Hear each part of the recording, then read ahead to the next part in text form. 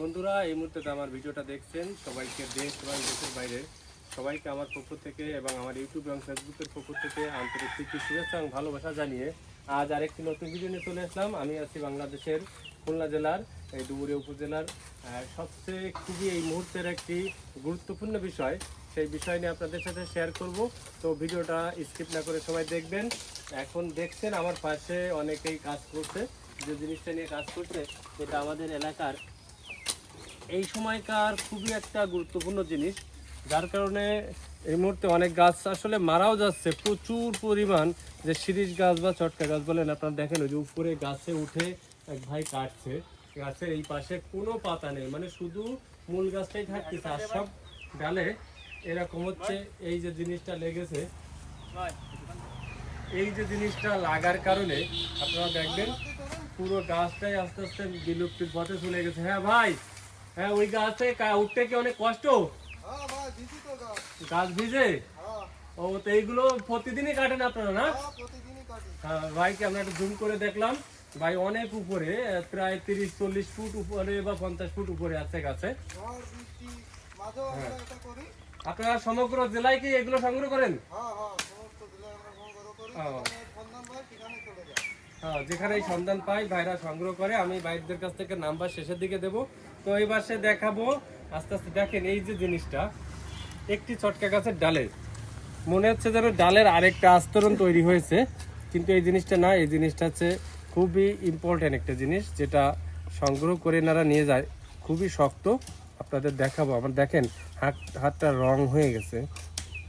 এই যে রঙিন জিনিসটা খুবই মূল্যবান জিনিস, এই জিনিসটা আপনারা সংগ্রহ করছেন। তা ভাই নাম কি আর একটু পরিচয় বলো। আমার নাম মোহাম্মদ নাইম সর্দার, আমার বাসা খুলনা জেলার শেষে আর কি। আমার ইউনিয়ন নাম হলো আপনার মাগরাগুনা ইউনিয়ন।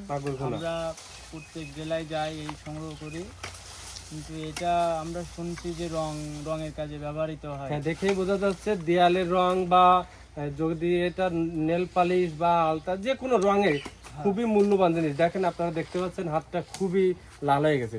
তো যদি কেউ এই গাছ বিক্রি করতে চায়, সন্ধান নেই, তাহলে একটু নাম্বারটা বলেন। ভিডিও দেখে যদি চায় তাহলে আপনাদের ফোন দেবে। আচ্ছা, নাম্বারটা ভাইয়ের স্ক্রিনে দিয়ে দিবানি। না, আপনি নাম্বারটা বলেন। 019 মনে নেই তো আমি ভাই তোমার মনে আছে? 019 79 22 48 22। তো এই নাম্বারে আপনারা যোগাযোগ করবেন, অহেতুক কেউ ফোন দেবেন না। আর এই জিনিসটা আপনারা সংগ্রহ করেন। আচ্ছা, এটা নিয়ে কি এইরকম ডাল সহ বিক্রি করে দেন নাকি এগুলো ছাড়ান? এগুলো ছাড়াতে হয়। ছাড়াই তারপরে কি থাঙ্কো না কেজি দরে বিক্রি হয়? কেজি দরে বিক্রি হয়। তো এখানে আপনারা দেখেন এক গুছা পুরো গাছটায় দেখলেই বোঝা যাচ্ছে খুবই একটা মূল্যবান জিনিস।